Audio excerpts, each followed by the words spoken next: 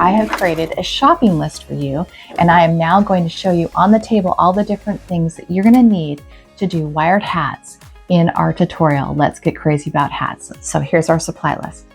All right, future milliners, welcome to my table of wonder. And when I say my table of wonder, this is my process for making a beautiful hat. This hat right here is what we're going to be doing in our tutorial. Our first one will be about a pillbox hat. And this whole hat has been wired and it's got buckram in it and it's just full and heavy. And that is what we're going to be making. I also have patterns for you in both sizes. So it's going to be a large and a small. And it doesn't really matter. One will sit a little further out on the head, one will be a little tighter. Each of these patterns are going to be also in a lower side band and a higher side band. So hats, but this is what we're going to be making, and all of my hats are wired. All these supplies are going to be what we're going to be using through the whole Let's Get Crazy About Hats playlist. Now let's talk about this part here. This is the skeleton of your hat. This is the most important part of your hat. It has weight, it has firmness, and there's a reason for that. So first, the most important thing I'm going to show you in your supplies, and all of this will be in the description. So the first thing that's in my hat is wire and buckram. So here's your buckram and here's your wire. This is what makes the base of your hat. I use a really nice firm buckram. This buckram is full of sizing. It's kind of like a starchy thing. You can mist it, you can steam it and shape it. For our tutorial on the pillbox, we won't be shaping or misting, but we will be using that with the wire. And this is a 19 gauge wire, and that wire is the most important. This is part of that skeleton that keeps it firm. There's also a 16 gauge, and as you can see, the lower the number, the more firm the wire. And you can get a 16 gauge. This will be a very strong hat, but really a 19 gauge and 18 gauge is perfect. And then also there's a 30 gauge, just so you can see the higher the number, the less firm the wire. And this is more manipulative. And I will be using this for like flowers and different things down the road. So if you want to grab some of this, it is on the internet. So forage and you will find these things. It needs to be cotton covered or galvanized because we don't want our wire to rust inside of our hat. We want it to be timeless and passed down from generations. And then inside of the hat is bias tape, and this goes around the buckram and the wire. And that's about a ½ inch. You can get a 1 inch as well, so you'll need some of that. You can make your own if you know how.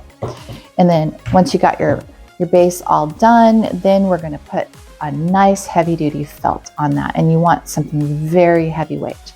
You don't want a thin felt. Some people do use like a fleece. I prefer felt. It's nice on the hand. And what you don't see, you feel.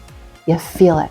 You feel the weight of all that material. And I haven't even covered this hat yet, and yet it still feels like it's ready to go. Now inside the hat, you're gonna have all kinds of things.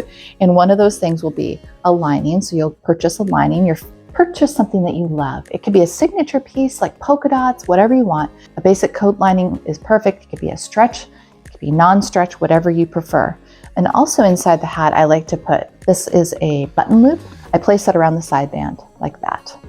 And we'll talk more about that later. You'll also need a decorative elastic, and that will be going inside the hat like this.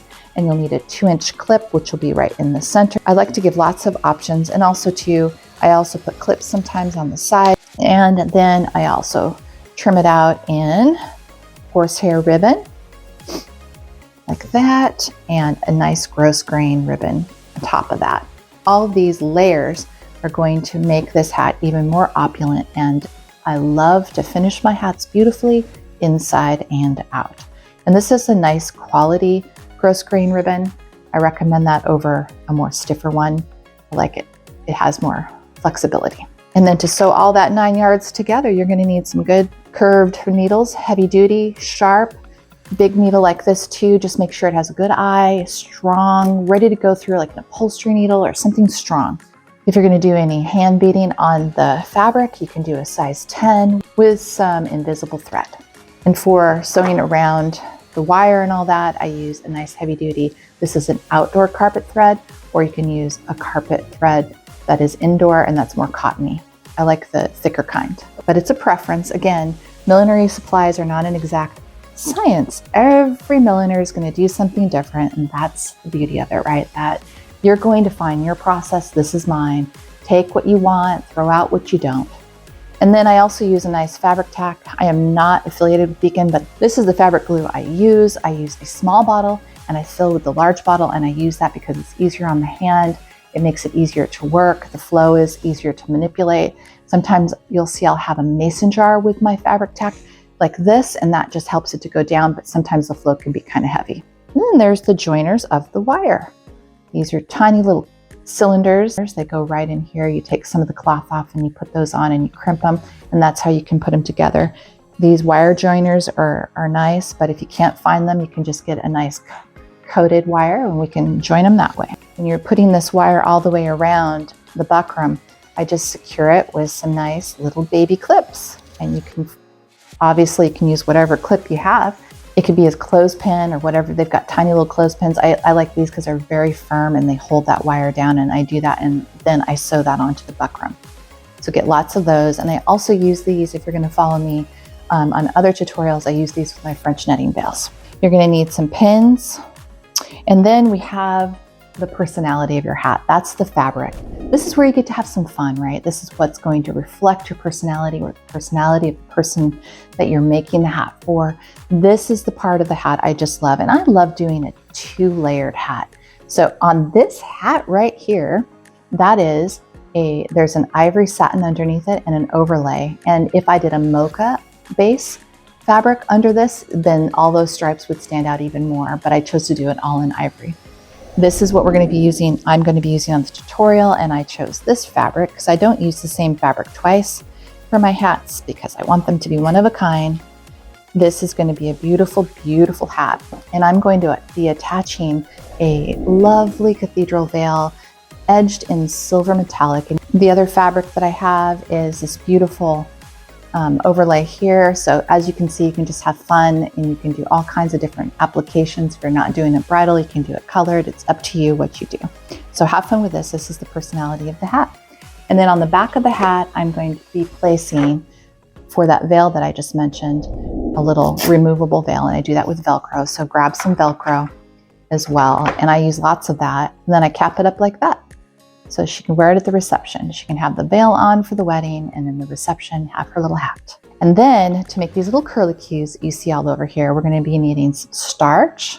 This has been around a while. Can you see that? And I use the starch by soaking fabric that I've stripped from that overlay. And then I put it around a cylinder. And this is a little copeland that I use. You could use a vase, whatever. I don't like using vases because after it dries, that starch gets on there, and when you're washing, it gets very slick and it can break. And how do I know that? And then it's a little bit more sturdy. Obviously, it's a copeland that you use in plumbing.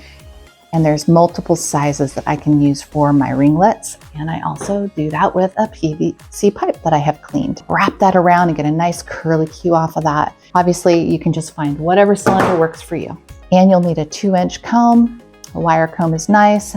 I put those in there as well, so it sinks down into the hairdo. I love to give options, especially when there's a veil. It's very heavy on the back of your hat, and I just want this hat to stay in the bride's head. And so I make sure there's plenty of ways to secure that hat inside. And I also use alligator clips like this, the little flat ones. You just find what you can, and then we're gonna make this work.